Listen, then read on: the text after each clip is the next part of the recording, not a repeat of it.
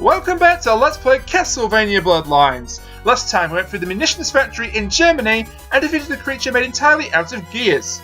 And this time we're going through the Versailles Palace in France. More specifically, we start in the garden of the Versailles Palace here in France, and right off the bat we have another beautiful track by Michiru Yamane, really setting the tone in my opinion for what's to come, because spoilers, this is where the game gets rather damn tough. Brutally so, I would even hasten to say. We've got killer vegetation here in the form of vines that act more like tentacles. We've got the roses that drop down spore clouds onto your head, and then we've got the Return of the Invisible Orbs from Stage 2. Also use their official name, Fuzzbusters. No, seriously, that's their name. Fuzzbusters. Why they're called that, God only knows. Now you might be thinking, how on earth can you get from here without getting hit? And I've kind of given it away, but you can't. You have to just walk underneath, but fortunately, these things do not hurt you in the slightest. They just reverse your controls, as is represented by your character flashing these weird colours. And you can actually use this to your advantage, because if you stand under there, you could just get infinite points eventually, although it would take a long time. Because of that, I'm not going to do that, because this is a Let's Play, and that would not be very entertaining, just standing under a flower for 20 minutes getting hit by clouds of pollen, or spores, or whatever they're supposed to be. But the spores do count as individual enemies, so that's why you can use them to max out your score there.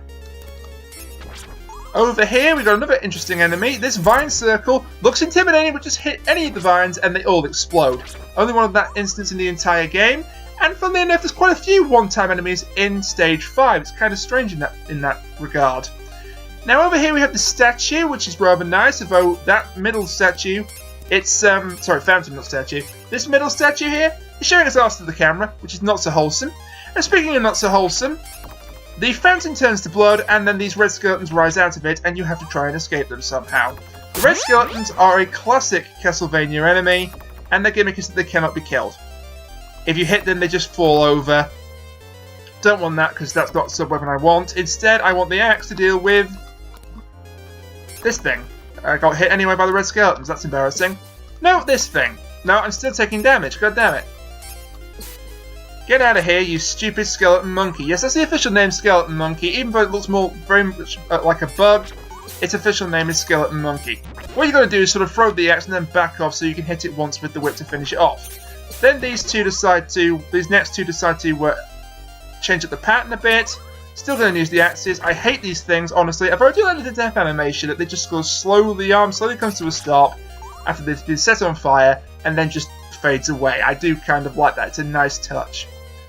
So now we're indoors. Didn't expect to take all that damage from the skeletons, but it's okay. I have resigned myself to losing at least one life on this stage. Possibly two, maybe even three. Let's see. I was trying to get that guy hit by the chandelier, because you can kill him instantly if that happens.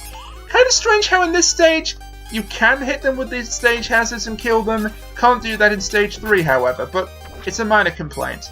So these guys are another returning favourite enemy, the axe armour. They've received a graphical upgrade, and if you destroy their axes, come on, get hit by the chandelier. Or don't get hit by the chandelier. I would like to show this off at least once. Come on. Also, my memory may be off, and I may have already done it once or twice in this recording. Who knows? You, stay there. Thank you. They've received a graphical upgrade, but they're not the biggest threat. Oh no. We're coming up to the biggest threat momentarily. There you are. If you just destroy the axes, they don't know what to do, and they freeze for a couple of seconds, you can take them out. No, I'm referring to this guy. This is the Sword Knight. Get rid of him as soon as you can, otherwise you're going to take a huge amount of damage. He advances with that massive sword. That's not a euphemism. He advances with that massive sword, and he is a big pain to deal with if you fight him fairly. You've got to try and back off and avoid him. Speaking of pains, we have this gigantic bone pillar, and if you somehow die to this thing, you actually go back to the start of the chandelier room, because this is still technically stage 5 too. Honestly, I think that's pretty uncreative as an enemy, but hey, we got through it easily enough. And this is where the paths branch out again, depending on the character you're using. If you're playing as Eric, you now fight flea men and harpies together, whereas John takes on these eyeball creatures that shoot lasers out of their eyeballs. Because they are just eyeballs, therefore what else could they shoot it out of, Copernicus? And over to the right here we have another instance of the swing, but something I didn't know until I actually played this level, and I'm not ashamed to admit it, is you can actually swing multiple times in one arc like this. which is very useful for getting over chasms and not fighting these enemies. But I will fight these enemies because these are another example of unique enemies at this part of the game. Go on, hit that candle. I can't hit that candle. Okay. It's gone then. It's dead to me. These are the Hanged Men, also known as the Bag Slaves by certain sources. They'll either throw out bombs, blue skeletons, or occasionally they'll throw out some meat. So you can actually farm them to get a lot of health back, but you're not recommended to do that because otherwise they'll just overrun you with a load of skeletons and bombs. I will hopefully get some meat out of this. No. They can also get hit by their own bombs, which is handy. No, it's funny how I said I wouldn't keep them around, and then I end up keeping them around. That over there is just a blue jewel, so I will attempt to get it, but I don't think I'll be able to. And while I perhaps go all the way to the left here, let's talk a little bit about Portrait of Ruin, shall we? Because that is the sequel to Bloodlines. That's why I didn't mention it. I made a point not mentioning it in the previous video. I wanted to dedicate its own little section to it, and this is the best time to do it. So, interestingly, John Morris does not appear at all in Castlevania Portrait of Ruin. Instead, the main characters are his son, Jonathan Morris, and a witch called Charlotte, who is a direct descendant of the Belfedes line of witches who are in quite a few Castlevania games. I believe Cipher is a Belfedes. Actually, is she a Belfedes, or is she the other witch family? Because there's a couple of them. There's one in Castlevania 64, Carrie. Anyway, I digress. Eric does appear, but not as Eric. He actually appears as a wandering spirit named Wind. And he also has a couple of daughters named Stella and Loretta, who show up originally as antagonists and bosses, but you can actually unlock them as playable characters after you've completed the game in something called Sisters Mode, which uses the DS's touchscreen capability. That wasn't supposed to hit me, but it ended up doing so anyway. And now we're onto this winding staircase. This is a pain in the arse. But you can kind of see what the deal is here. You can only land on the steps when they are visible. When they're not visible, you just fall right through them. It's a nice graphical effect. It reminds me a bit of Super Castlevania 4, which is another fantastic game. And I honestly was thinking of playing that for the Halloween special that turned out to run long after Halloween.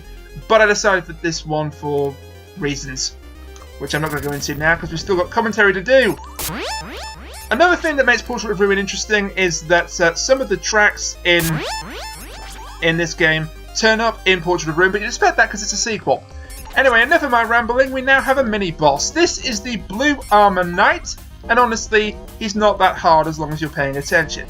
He's trying to punch you, but as long as you keep backing away after you hit him a couple of times, he can't do anything. When he jumps over your head, get in close because that grab attack does a lot of damage, but he can only get you if you're away from him, and that's the end of the Blue Armor Knight. He actually shows up in another Castlevania game under the name of Talos, or Telos, but I'm going to call him Talos, in the game Harmony of Dissonance. And he appears twice. He's chased you at the start of the game, then he falls into a pit, you think he's dead, but then he reappears as a boss fight. That's something that quite a few games have done, not just Castlevania, but also Demon's Quest have done that, where you think you've killed the boss, but then it comes back for another go. And now we're in the Hall of Knights. Talos, by the way, is like your typical big enemy in those games. I mean, I don't want to use the term because Polly will yell at me, but combine the series of that stars Samus Aran with this series, with the Castlevania series, and you've got the name I'm not allowed to repeat. But yeah, the Hall of Knights then is really interesting, and also dumb because that knight had wheels, and this knight's got a freaking machine gun! That's not particularly medieval, is it? But I think he could go medieval on me. And now to the bit of this stage I'm dreading. Over here we have a mini-boss called the Silhouette Demon. This guy is a pain. Honestly, I think this guy is worse than the actual boss that we're coming up to shortly after we defeat this thing. If we defeat this thing. Because it fires these blue orbs, and all it's trying to do is protect this central pillar. That's all it's trying to do. But you can only hit the pillar when they're not around. So the best strategy is to try and clear out the orbs as best you can, and honestly, pay more attention to your health than the boss. You can sort of help yourself out by sort of walking around like this, so you've got the space to actually hit the thing, but if you get hit, then you lose your opportunity to attack. It's really, really, really irritating.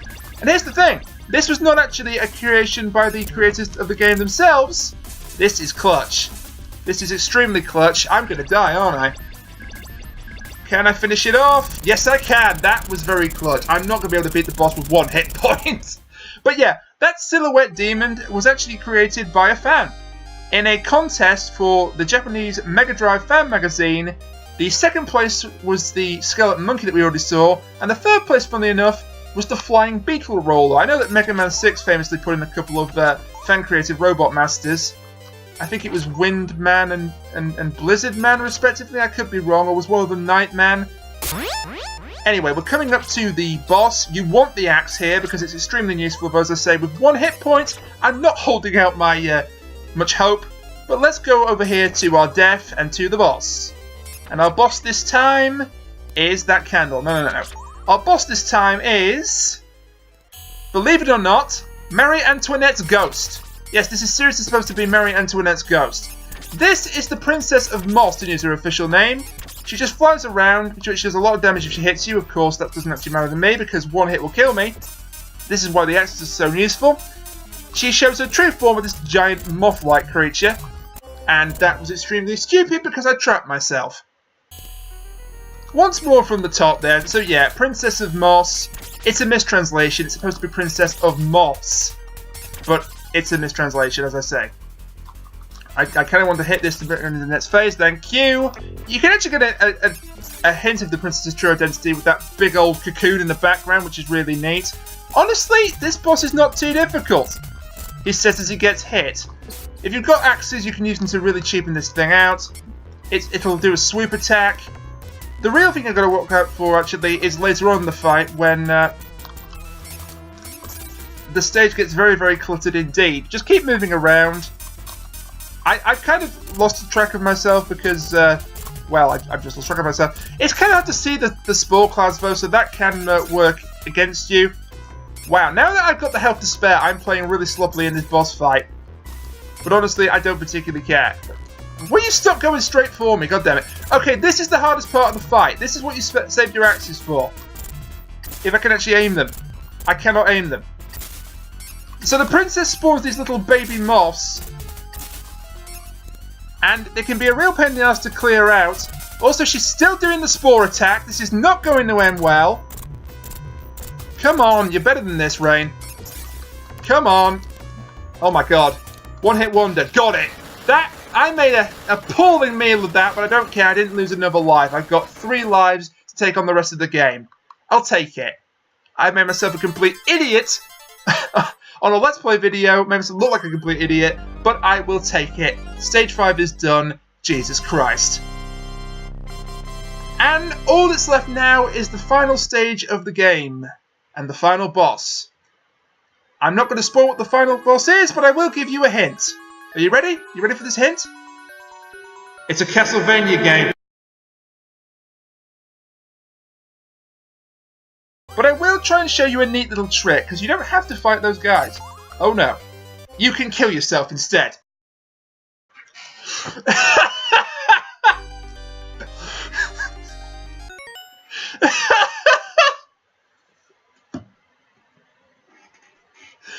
Well, now I know what's ending this video.